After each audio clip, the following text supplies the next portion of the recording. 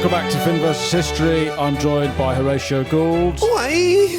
Today we're talking about William Wallace. Yes. The freedom fighter. Scottish who Mandela. failed to get Scottish independence. Yeah. This is the long road to Nicola Sturgeon being arrested for spending party funds on a caravan. This is the long road to Alex Salmond being arrested for harassing a woman. I think he was a naughty sex guy. Yeah, Salmon. naughty sex. Is he dead? I think he's dead, yeah. Did he die? Try to just I verify think that. he knew too much. He knew too much. The Scottish Epstein, He Alex groped Salmond. too much. When did he die? He died recently. He got told off for being naughty before he died, right? It's not a Savile sitch. No. I don't think he was as bad as Savile. Yeah, can you find out Salmond's sex crimes, please? Seeing as we are talking about William Wallace. Yeah. 14 offences against 10 women. Look at that. Attempted rape, sexual assault, indecent assault, and one breach of the peace. Well, this is nothing compared to what the English did to the Scottish. That breach of the peace is absolutely disgraceful. He could be making a political point about the unfair relationship between England and Scotland. Oh, right, he's acting. What's role play? Yeah, it's Marina Abramovich sort of stuff. Right, so he's. And she's like, don't do that. Well, I'll be England. Exactly. I'll be England. You be Scotland. I'm going to show you what the English traditionally have done historically. Wow, rape role play. It's not really role play. It's more of a. It's like a live Banksy. Yes, It's Your Honour. symbolic. Your Honour, this was a live Banksy. It's the performance art defence that Alex Salmond said. Yeah. No, we're in Scotland in the Middle Ages. Yeah. And William Wallace is he a freedom fighter? Is he a terrorist? Yeah. Well, it depends on your perspective. Exactly. He's a terrorist. I think he's a terrorist. I think he's the Scottish Bin Laden. Perfect. As we'll see. He is the Scotch Bin Laden. I am Scottish, but I have to say I don't identify with Scotland at this point. What? You don't even recognise your own country? I don't. I think they were lost. And they weren't found until they joined the Union. But personally, I mean, I identify with the kind of Edinburgh Presbyterian Enlightenment Scotland. Who Scots would say are not proper Scots. Yes, they say they're English and tartan. Yeah. And I'm like, yes, that's me. Yeah. Literally. I want to live in the Highlands in a castle, not in a mud hut. I'm not a member of the McTaliban. So we're in the medieval period, though. So obviously you've got a raging lob on because this bit I don't really know what's going on in the 1200s. The smell, yeah, it must stink. I mean, Scotland, medieval Scotland. Come on, that's a double negative. Think in terms about of that. Smell. And also, so they don't. So it's a misconception. They don't have any kilts at this point. That's the 60s. Pre-kilt. This is pre-kilt. So they don't have their knackers out. No, thank God. But then what do they? What are they wearing?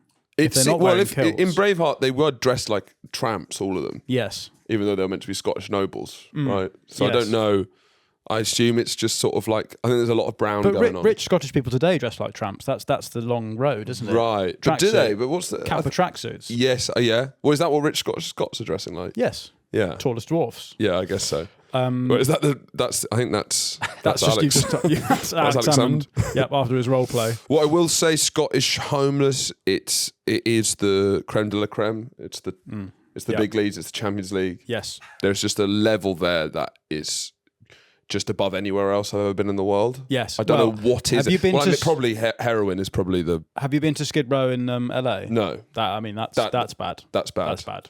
But there's a certain like culture to the Scottish homeless. There's like you feel like there's like a history, tradition that they're paying homage to. The esteemed homeless man. The madness there is some of the most cartoonish. Yes. I feel. Yeah. It's like... And also the accent. You have 10 minutes to write a mad person.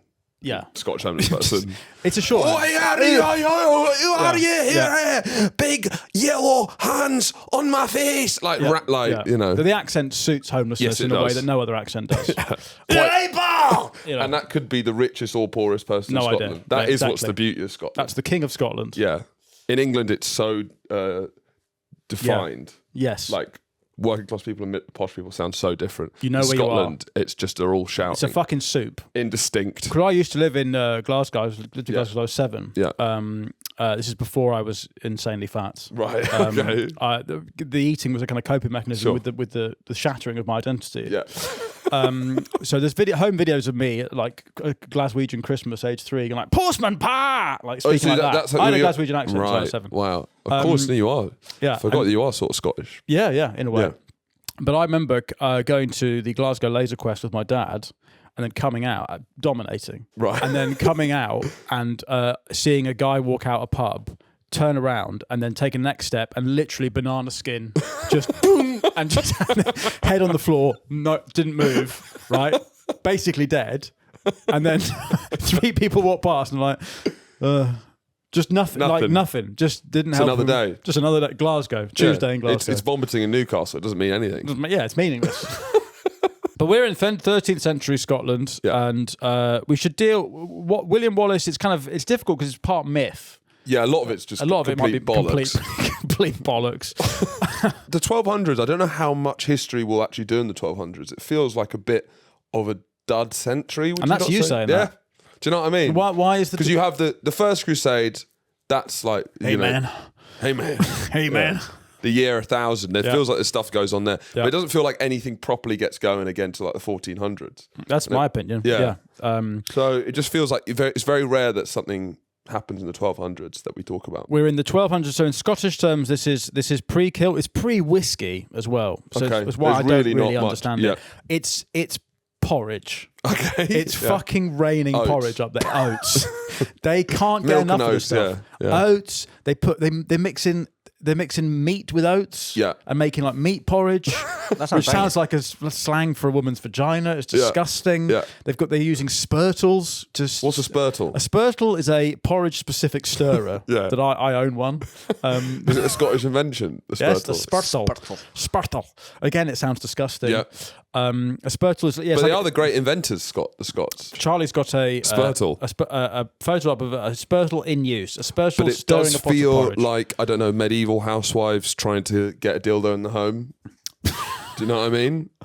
As we know, medieval housewives were always trying to smuggle dildos into the home. Yes, but it is, no, I need that spurtle for all the porridge I'm stirring. Yeah. And then the husband would turn a blind eye. Why can't you use a wooden spoon? To the clearly ribbed dildo. They are ribbed for the porridge's pleasure, spurtles. This is really porridge era. Haggis is around. Haggis is around. Right. I researched this last night. A form of haggis, which does then make you think. I feel I could make a form of haggis. Yeah. What's an early haggis? Yeah. Again, that sounds like a slur for a woman's vagina. How on earth did human civilization? Oh, put your early haggis away, love, for Christ's sake. No one needs to see that. It's a delicacy, but and how on earth did human civilization come up with something as amazing as haggis? Should we explain? Because I'm a massive haggis apologist. It is incredible. It's incredible. Should we explain for our listeners that aren't from these isles? I mean, yeah, it is. Yeah, whiskey and haggis is quite amazing. Haggis is basically sheep's brains and guts wrapped in a bladder, spiced with herbs, and I think there's some oats in it because they put oats in anything. As well. Was it sort of like the invention of penicillin? Do you think it was a sort of accident? Transformative. Yeah, well, it's just more like but it was more like, how do they come up with that? I think they basically put everything in a bin and then accidentally heated it up. Great, this is brilliant. Fucking brilliant. Yeah. We are in the year 1286 when this story really begins. We're in the 80s. It's the 80s. Yeah. Back to the Future. Big hair, big glasses. About to come out. Scotland is independent at this point, I think. Yeah. And King Alexander III dies suddenly. Yeah. He was riding on his horse at night to go and see his newish wife, and he was pissed and he fell off and broke his neck. I mean, it's a comforting tale. Yeah, I mean, it's the story you told about Glasgow, it hasn't changed much. Yeah, genuinely, that is exactly what happened. He comes out of a pub and just falls over and breaks his neck. Right. It's drunk driving, but on horseback. Yeah. And this sparks a succession crisis because he had a granddaughter who was called Margaret, who lived in Norway, and she then becomes, at 5 years old, the sort of queen of Scotland. She gets on a ship to come to Scotland. Margaret of Norway doesn't sound like the most beautiful woman for some reason. No, but she's also 5. Yeah, I know. But so it's a different time, though. You're right. I guess nowadays. How old is she now? Yeah, I guess in the sort of dog years of medieval society, maybe she's 16. Yeah. What was the life expectancy, Charlie, in the 1200s? 24 to 30. What? Right. Wow. Yeah. But in Scotland, might be. You're right, actually, because that could be nowadays. You've googled that. 30 to 35. Oh, don't believe it. But Margaret got on a boat from Norway to come and claim the throne of Scotland and dies in 1290 before ever setting foot in the country. Feels like a very 1290 thing to do. Yeah. Yes, it does. Die. So just die. Yeah. Yeah. Spirit of the age. Yes, in that she's dead. The zeitgeisty thing to do in the 1290s was just to fucking die. All the kids were doing it. Porridge and death. What were the kids into? Death. They're dying. Mainly, yeah. That's what's, you know. Emos. Yeah, they're emos. Yeah, they're real. The goths, yeah. Well, they're emos. They're emos if they weren't fakers. Yes. Oh, so it's about death. So multiple claimants then come forward to claim the Scottish throne. In particularly a guy called John Balliol. To avoid civil war, the Scots ask Edward I of England, who is one of the probably the strongest English kings ever. Oh, one of the goats. He's one of the goats of English kings. He's like a sort of warrior king. He's quite brutal. Long reign. Long reign. Doesn't he? I think so. He actually, I found out in 1290, he expels the Jews from England. Right. Yes, that's Edward I. controversial. Now, 2000, although I doubt those numbers. I think that's such a big number. I think it was probably more like 600. You're such a cynic. I just think I've got a long history of just questioning things. Yeah, I guess you are. You're very, you question a lot. Inquisitive. It's all like Sherlock Holmes. Yes, in a way. Yeah, David Irving's just Sherlock Holmes. Just whenever I hear about the Holocaust, all these things come up. Dear stalker hat on. In a classic English sense, he goes, well, I'll act as a kind of neutral referee on all your succession disputes. Yeah. So he chooses John Balliol as king in 1292. Yeah. But he's basically thinking this Balliol guy's a puppet. Right. I'm going to shove my hand up his arse and make him squeak. Yeah. But Balliol doesn't like this, obviously. So he's crowned in 1292. Now, Edward repeatedly summons him to England to show he's a little bitch. Yeah. He sort of treats him not really as a monarch, but as a kind of official. Yeah. And then he's ordered to provide troops for all Edward's wars. Edward's going over to France a lot, I think, at this point. His authority starts to kind of collapse at home. And at one point... he's an English puppet. He's an English puppet. So the Scots then say, in the sort of mid-1290s, we're going to sign the Old Alliance with France, which acts as a declaration of war Was with it England. a new alliance at this point? That's a good point, actually. Because the Old Alliance is a long alliance that gets brought up a lot. But how old is it? Would they open calling it the Old Alliance? So this is actually at this point, this is the alliance. This is just the alliance. So he signs an alliance with France, England. Edward's like, this is war. So John Balliol then rebels against the English and sends forces into Northumberland. So again, it's a sort of pretty... Sounds like a euphemism a little bit. Send forces into Northumberland. I do think there's a point in middle age where I will just start referring to sexual domain in pure military terms. Yeah, of course. I will build a redoubt, which is an euphemism for hiding in the cupboard masturbating. Right, yeah. That's my last stand. Yes, yeah. The cuck's last stand.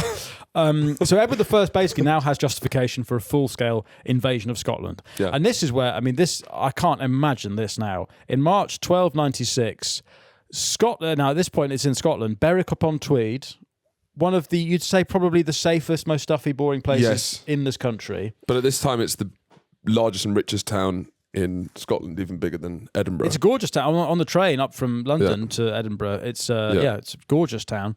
But in 1296, it was not gorgeous. No. Because Edward I essentially raped it. Right. And he allows his army... The high five of Berwick-upon-Tweed. As we would call it, as the English would call it. It's contested. The great high five of Berwick-upon-Tweed. Edward allows his army to kill and rape freely for 2 days. Freedom. Yes, in a way. When does my freedom... Freedom!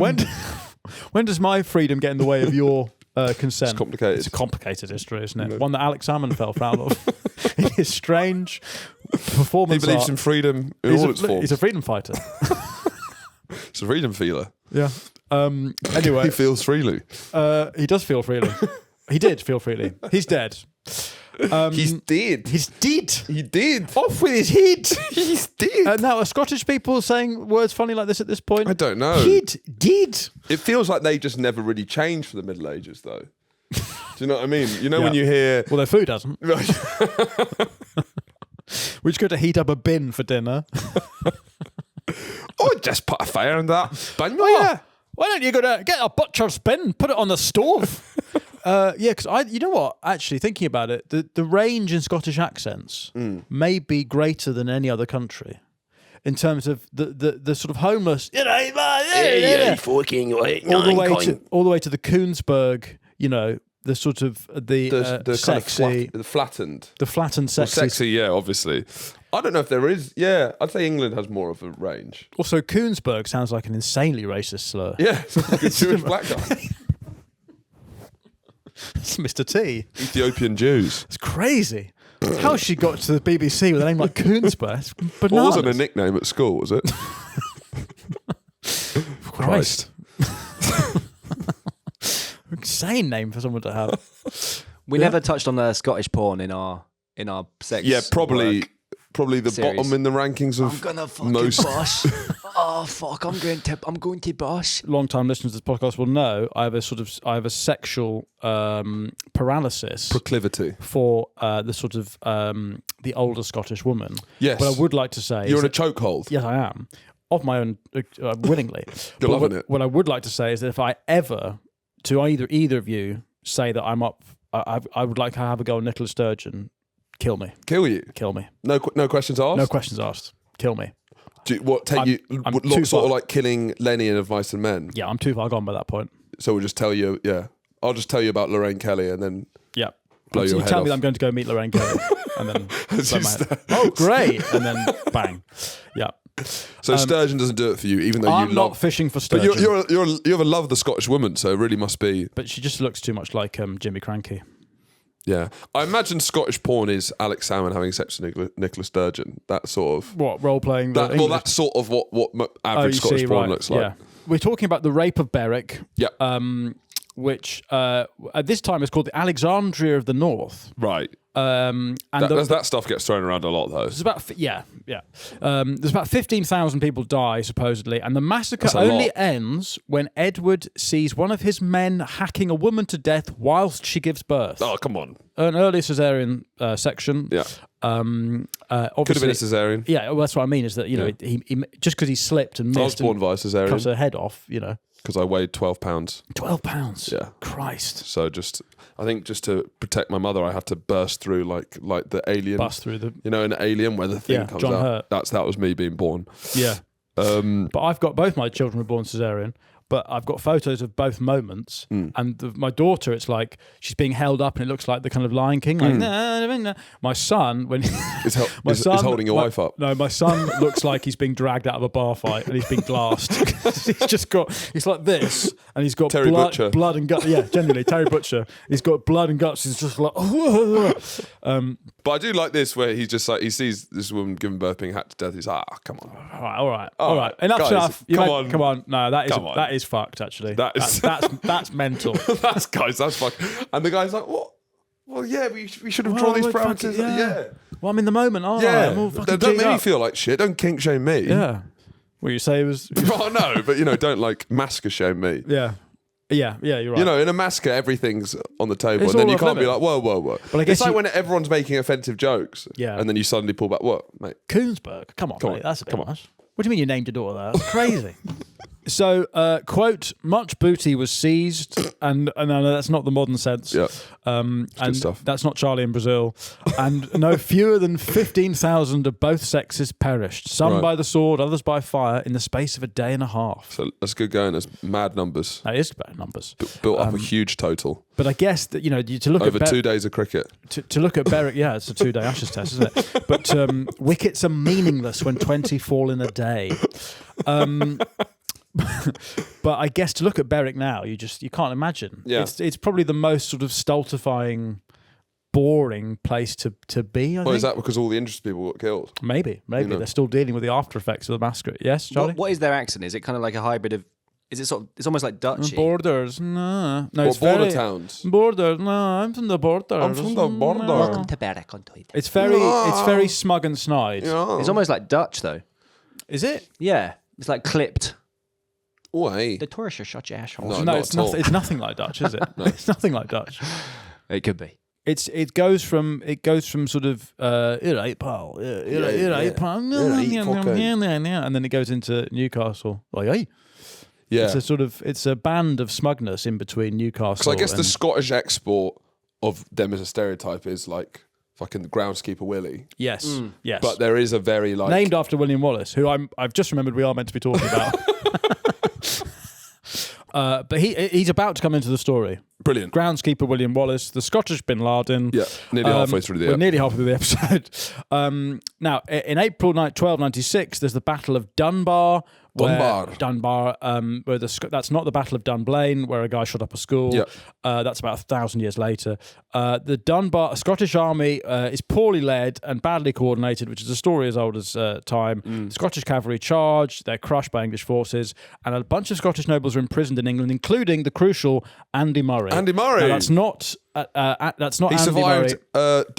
Dunblane and Dunbar. He did. Yeah.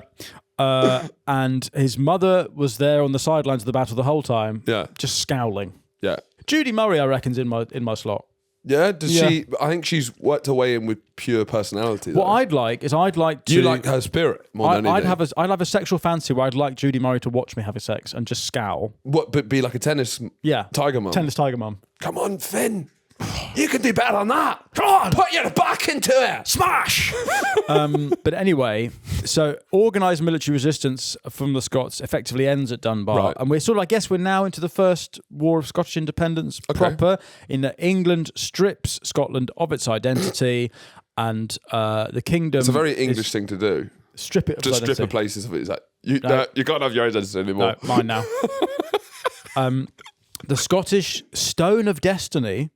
was taken to Westminster, where it remains until I think John Major gives it back. Really? Yeah. Now the Stone of Destiny is Let's have a look. It's literally a stone where they coronate their kings on or something. It's an ancient oblong block. I mean, it Yeah, it's a fucking massive. It's a massive stone. Massive stone. Who gave the Stone of Destiny back? I think it's John Major. That's amazing. Legalised sodomy gives back the Stone of Destiny. Woke nonsense, John Major. Absolute fire sale. Yeah, John Major. Look at that. Now, are bagpipes around at this point, Charlie? That's what I'd like to know. When they're sort of blowing into a haggis sack. Yeah, Yeah, they are. Wow. Invented in the Middle East. But they just didn't really take off there, I guess. You know, there was that World Cup in South Africa with the Vuvuzelas. Yeah. If there was ever a Scottish World Cup, I'd like the idea of just all the fans. Edward imposes direct English rule in 1296. And he makes the Scottish nobles swear loyalty to the Ragman Rule. Which is where we get the word rigmarole from, which is a fact. But what does rigmarole mean then? I don't actually. Isn't it mean like it's like red tape? Isn't it? Like I was a bit. Okay, right. That makes sense. It means a bit of a faff, doesn't it? Yeah, So call this rigmarole. We can't know. William Wallace, his name does not appear on the Ragman roll, but his father does. Because he's a lower earl, right? He's like a lower noble. Wallace. Wallace's family, right? Yeah. Let's get to Wallace now. Yeah. So Wallace we think he's born in about 1270, but we don't know because it's the wilds of Scotland. Yeah. It's like modern day Afghanistan. I don't know. He's a Taliban fighter. Yeah, he's got local knowledge, and yes, that's why he's devastating. You know? So he's born to minor landed family in Ayrshire. Good education. Supposedly he's massive. Right. But a lot of what we know about mythic, him, he's probably 5'6". But what we know about him comes from a guy called Blind Harry. So, right, which is a bad start. Exactly. How do we know he's massive? I know Blind Harry. Yeah? Oh, yeah. Yeah, he did loads of glue and heroin. What, is he called Harry and he's blind? Yeah, he's Blind Harry, yeah. Do you call him Blind Harry? Yeah. Did he make himself blind? He made himself blind, yeah. From glue? Glue makes you blind. I think if you just pour glue in your eye, you probably do go blind. Right. With his eyelids glued shut? If you glue your eyes shut, you are blind. Yeah. Yeah. Amazingly, you could glue your eyes shut and you can't see anymore. I guess he's sort of blind. Yeah, I guess so. But Blind Harry, also known as Henry the Minstrel, I don't know which nickname. Well, this was written 172 years after Wallace's death. So it's complete bollocks. Yeah, it's a load of shit. It's a blind guy writing centuries after his running. But he composed this book called The Wallace, or is it a book or is it a fucking epic poem? Whatever. Yeah. Anyway, the acts and deeds of the illustrious and valiant champion Sir William Wallace. Yeah. And so this kind of is like the Scottish Odyssey, maybe. Right. I think it's the best-selling book in Scotland apart from the Bible. Right. But how many books are there in Scotland? There's 2 books. There's the Bruins. and then there's the Bible, and then there's the Wallace. Those are the 3 Scottish books. Right. In it, so Blind Harry claims that William Wallace fights and kills a lion. Yeah. But I mean, that's a they're load- not that's a lions. load of shit. There's a load of shit. I'll say that now. It's absolute shit. So we get to in May 1297. William Wallace. This is his first appearance in the records. He kills the English sheriff William Hazelrig. Oh, that's not on. At Lanark. I suppose this is kind of like Bin Laden. I mean, William Hazelrig does sound like he's asking for it. I don't know why. Wallace, so we don't really know why, but in this sort of book, there's absolute horseshit. Yeah. There's a sense that he's trying to make a Robin Hood story, Right. and supposedly this is how what they show in the film Braveheart, which is also complete bollocks. Not nonsense. He has a wife called Marion. Braidfoot. Marion Braidfoot. Sounds gorgeous. Yeah. Braidfoot. But in Braveheart the film, she's called Murren, which is but she's gorgeous in the film. Yeah. And part of that took me out of the narrative because I was like, there's no way anyone was that attractive until at least 1960. Yes. Like she's in medieval Scotland. Yeah. She's just eating porridge. Charlie, Google image what happens to you if you just eat porridge. Have you seen the shape you get if you just eat porridge? No. Adam Hess showed me this once ages ago when I said it was image. What happens to your body? Yeah, look, you basically it's pure. What is that? It's pure Bunda. But what is that's just like a. So what we're seeing now on the screen, Charlie, get that image up. It's a bowl of porridge, and then it's a. But I don't know how. It's almost like a sort of cross section of PC Plod from Noddy. It's like they look normal, and then as you descend, the Bunda just envelops. I quite like that. That's what you're into, is it? That's a nice build. Thick. Thick set. Thick and oaty. If you just eat porridge, it basically goes all on the waist, the thighs, and the belly. Yeah, so it doesn't give you a nice hourglass shape. No. Very much. Yeah. It's an hourglass that's been turned over. It's when you've got to leave the sauna. Yeah. That's what it looks like. Anyway, so supposedly the English sheriff wants to marry Marion Braidfoot, and following a skirmish, Marion helps Wallace to escape, but Hazelrig kills Marion. But we don't know if this happened. This could all be bollocks. Yeah. But then, so Wallace then kills Hazelrig and goes on a rampage against the English, right? Which laying IUDs in the street. Yeah. You know. It's a story as old as time. Yeah. He uses the terrain to devastating effect. This is Bin Laden in the Mujahideen. Yeah, and then he hides in the Highlands. You know, the Mujahideen. Gorgeous whiskey from Tora Bora. You could take all Afghani and Iraqi Fallujah. Yeah. Fallujah. Oh, that's a load of Fallujah. Yeah, it does sound like Scottish. Get Scottish slang up, Charlie, because it is pretty good. Fallujah sounds like Scottish slang. Because there's like books written only in Scottish, like they've got words like dreich. Do you know what dreich means?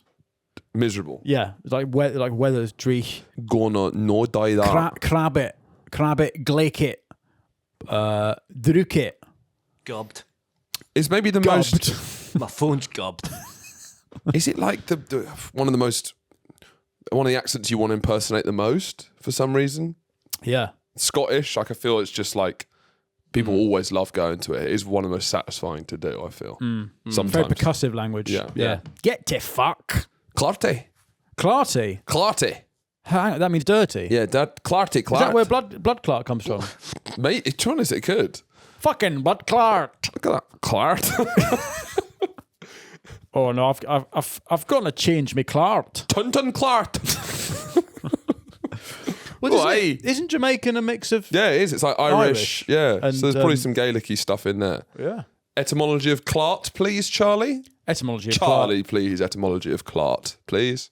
The word clart has an unknown origin, but appears in Scottish and Northern English dialects, meaning sticky mud. Mud, filth, or something messy. Can also refer to dirty person. Jamaican. Yeah. Pussy clart.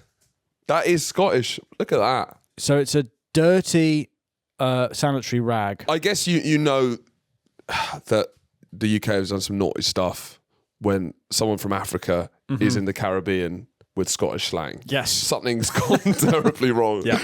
Yeah. We're sort of caught red-handed in that regard. Undeniably, shouldn't have been going somewhere. If God was looking at the world in 1200s and came back 500 years later, it's like, How have you got there? What have you got there? Nothing. Why are you saying that? Nothing. They should be paying us reparations. Yeah, yeah. It's like an Irish guy in Japan, saying or saying konnichiwa or whatever. Yeah. It's like, well, how have you learned that? So Andrew Murray. Now, supposedly, when we come to the great battle that Wallace is what he's famous for, supposedly it's all Murray. Supposedly Murray's actually the guy. Yeah. So he comes from a noble family and he fights alongside his father at the Battle of Dunbar, as we said, where he gets captured. And once he's released from English prisons, he tries to recapture Scottish castles. So he's a kind of freedom fighter as well. Anyway, so following the action at Lanark, where Wallace goes crazy, beast mode, kills a bunch of English people, there's a raid on Scone, which is quite triggering for me. I used to do several raids on scones. Mince pies, cakes, they were my sort of kryptonite. Now it's just it's sort of like the Berwick-on-Tweed massacre. That was me, age 8. It was only when you were eating before the scones were made that you were getting in the tub there. Devastated. A tea room in Berwick-on-Tweed. Yeah. King Edward said, "That's enough." Yes, that's right. Yes, sorry, I was eating them straight from the oven, hot, and Dad went, "Right, you've got to get out of this tea room. It's too far. This is too far." So Wallace carries out the raid of Scone. And is this when they meet Murray? Do we think Andy Murray? We don't know, and I can't say that I care either. Don't care. Wallace forces the Justice of Scotland, who had been appointed by the English, to flee and takes control of the city of Scone. Right. Where is Scone, Charlie? Can you find out where in Scotland Scone is? I assume that's where the scone is from.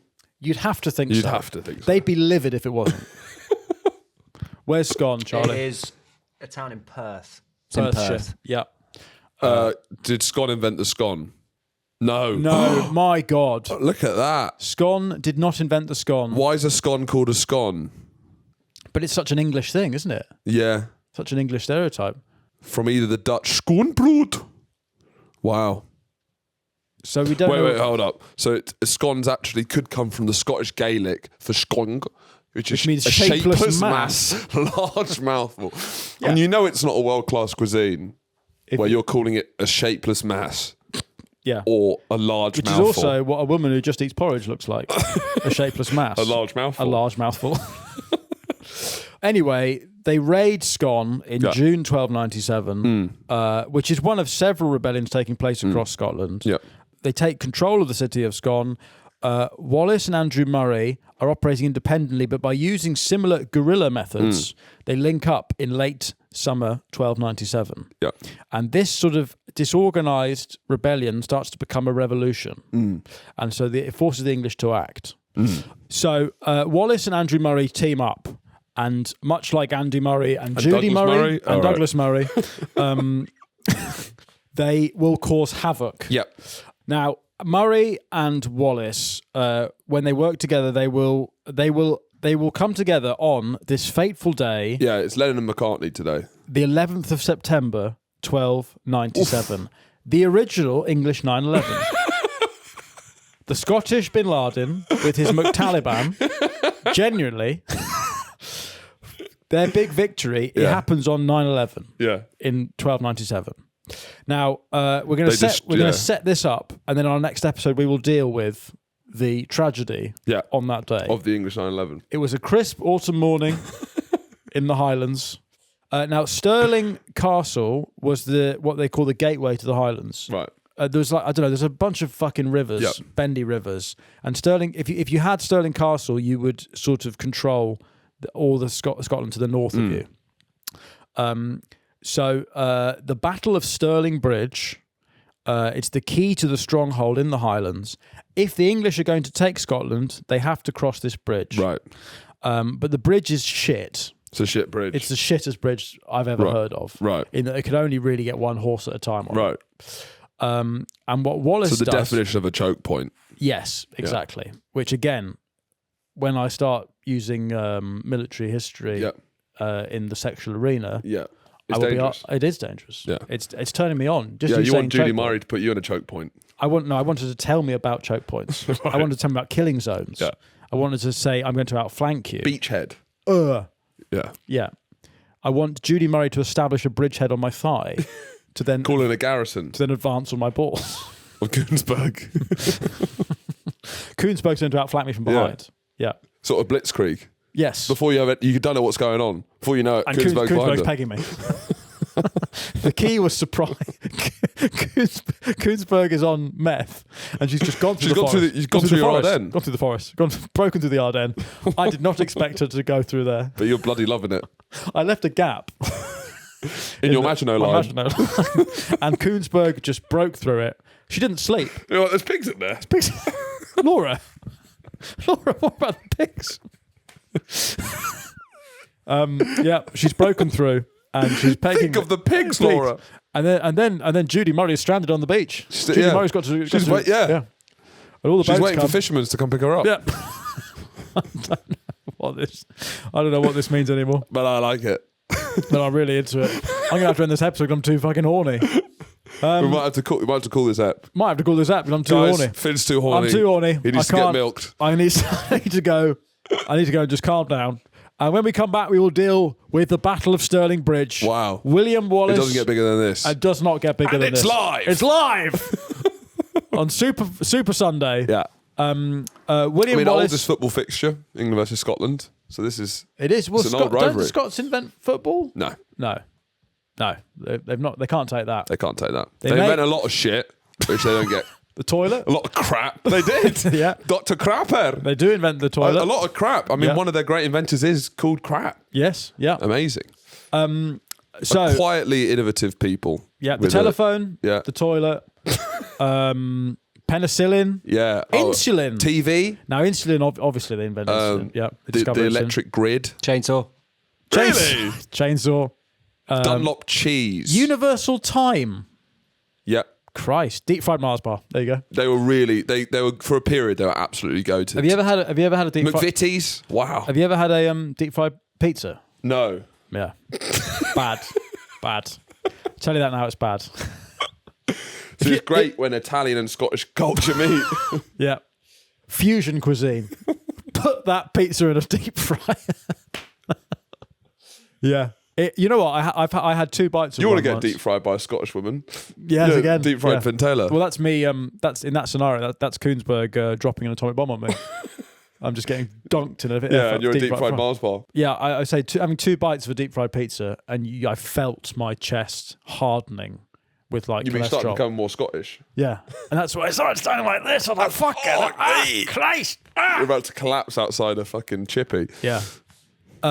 Anyway, in our next sorry, Charlie, you've just googled deep fried roast. Is that a thing? I need to know before we end the episode. Take safe search off. I need to take safe search off. I need to see if that's possible. They offer a full deep fried roast dinner, especially around Christmas. So, are you saying that the Scottish people deep fry Christmas dinner? I mean, it's already sort of. Oh my god! So that's being served like it's a chippy. Right, if you're listening, switch to video. Charlie has found a deep fried Christmas dinner. Yeah. That's got to be your last meal, not because you've decided that's what it's going to be. Oh right. So it's not your deep fried roast dinner. You're not on the Green Mile asking for your last dinner. But this happens to be it's the fatal dinner. To me it makes sense that the country that invents the toilet also invents deep frying a roast dinner. Wait, are you saying, well, you should take this thing for a test drive? Yes, exactly. And now I wonder which came first. Because if this came first, they went, you know what? I can't shit my pants. I have to put this shit somewhere. We need to build some kind of vessel for what's going to come out to be. So like standing toilets in India, you just wouldn't be able to get away with that in Scotland. You can't you can't squat over a hole in the ground if you just fucking smashed a deep fried roast dinner. You need to sit up. Yeah. Deep fried pasta. Yeah. Christ. Yeah. You had the tatty dog in Edinburgh? No, I mean, pie maker. Yeah, the pie maker is amazing. Pie, deep fried lasagna. I mean, they're an innovative people, the Scottish. They really are. They are, but within set parameters. The tatty dog is absolutely amazing. It's a Frankfurter wrapped in a hash brown. It's absolute deep fat fryer. Murder. I'm just seeing if anyone killed anyone on a deep fat fryer. Go on, tell us about it. Jeffrey Brand was accused and he was cleared of murdering his wife with boiling oil. Mavis deep Brand. fried wife. Deep fried wife. That's a tight dog. Look at that. Gorgeous. Anyway, I'd love a tight dog right now. Yeah, it's really good. We can't know whether William Wallace ever had a deep fried roast dinner. Yep. I think this is probably happening before deep fat fries. Right. But it's not before they just sort of set fire to a butcher's bin and ate that. No. Anyway, in our next episode, we will deal with the fateful Battle of Stirling Bridge. The McTaliban storm the gates. Yeah. Stalingrad. The butcher's bin Laden. The butcher's bin Laden. Osama Butcher's bin Laden. That episode is already on our Patreon, where for £3 a month you get instant access to series and a bonus episode every week. And I imagine they deep fry a lot of their foods, the patrons. Yeah, definitely. Yeah. See the deep fried. They didn't even know there was a culture behind it. No, that's just like innate. That's cooking. Yeah. Do we have many Scottish listeners? Yeah. Yeah, of course we do. Oh, aye. And I mean, Glasgow on tour was the spiciest of the lot. Fuck yes, Glasgow. We should say in the Glasgow tour show, which was I think the first time we've had to tell people to stop joining in with the ironic Holocaust denial. Yeah, because it didn't feel that ironic. We had to mock up like before Jackass when they say this is done by professionals. Yeah. We had to do that for Holocaust denial because the Scots couldn't be trusted. And live pedo. Oh fuck! I mean, we talked about live pedo before. Maybe on a Patreon. Anyway, there was we accidentally hired a paedophile, but that's another story. Let's not get into it. To be a Nazi. Let's not get into it. But we did hire a paedophile to be a Nazi. One of our Nazis was a paedophile, but that's a long story. It's a big sentence. You'll just have to take our word for it that it was fine. It's Glasgow. It's different up there. Yeah, it's fine. Yeah. Anyway, that's on the Patreon. If you'd like to know more about that story, we'll talk about it on the Patreon. And we'll see you on Thursday for the English 9/11 at Stirling Bridge. Goodbye.